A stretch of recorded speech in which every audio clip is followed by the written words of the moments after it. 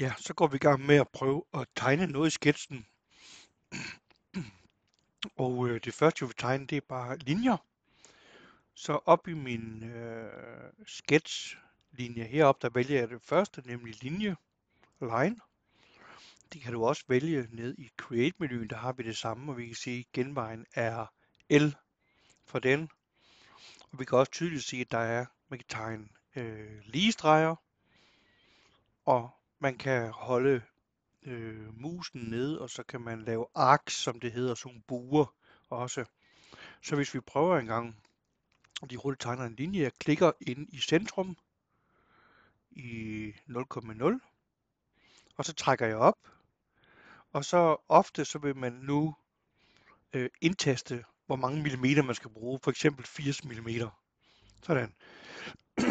Undskyld, så trykker man tab for at komme over, hvis man vil ændre antal grader, og man kan trykke tab frem og tilbage og skrive, hvad man vil, og man kan også rykke med musen, og når man er tilfreds, så trykker man med venstre museknap der, og så kan man så gå videre, og igen, antal millimeter kan indtastes, graderne kan indtastes.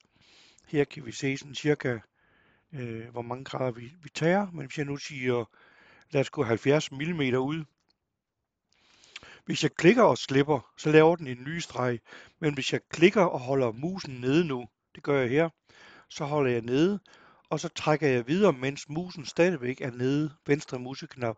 Så kan vi se, så bliver det til en ark, og den ark, den ændrer sig alt efter, hvor jeg går hen.